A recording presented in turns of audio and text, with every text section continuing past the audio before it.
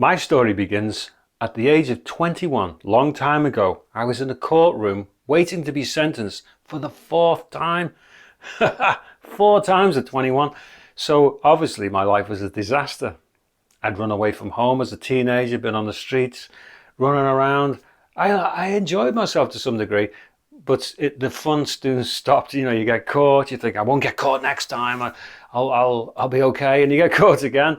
And then you even think to yourself, well, I'll change my life now, I don't want to do this anymore. You think you can put it off, but no, you shook hands with the devil, and the devil's taking you somewhere you don't want to go, and you can't get free.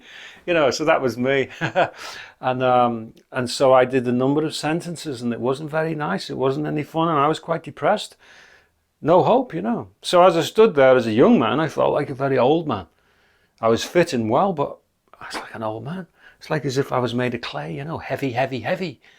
Not good.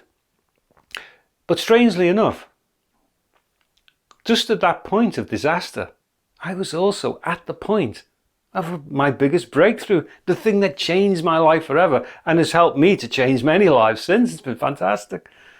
It was decades ago, and it's still going on. And this is how it began. I'm in the court and they're reading reports about me, and I'm thinking to myself, you don't know me. You're reading your report and it might be true at one level. I'm not going to deny it. I'm as guilty as hell, but you don't know me. Who I am is a secret, and who I am is really existent within myself. And you know what? I think I'm okay. I really think I'm all right in here.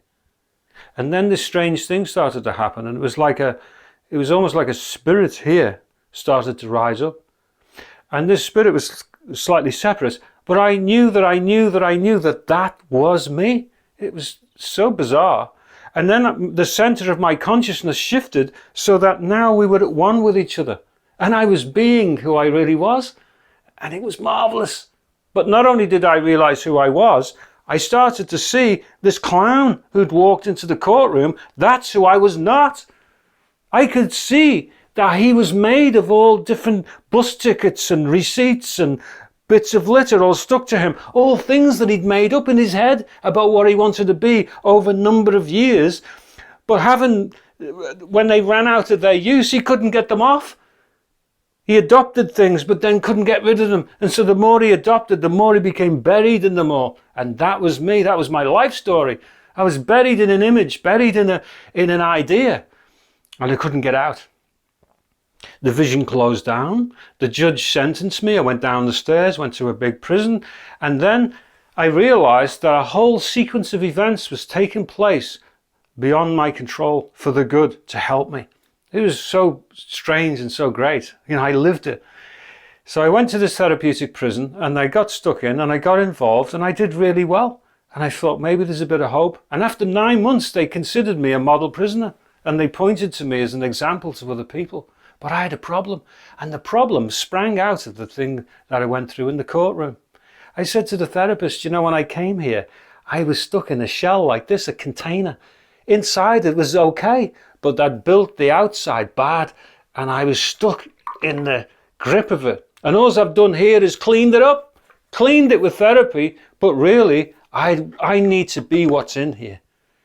Well, they were quite astonished at what I said. This was something they'd never heard before. And they didn't have an answer. But I'd stumbled upon something that set me free.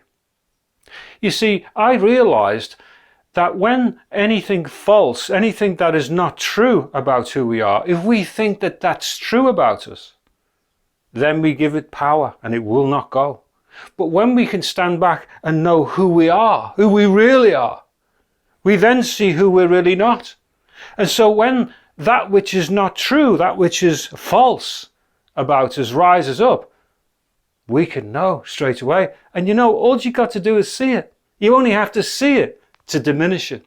And let me promise you this. If you're able to back off and stand in exactly who you really are, that secret that you really are, and you observe that which you are not, the power of who you truly are will diminish and dissolve and take away that which you are not.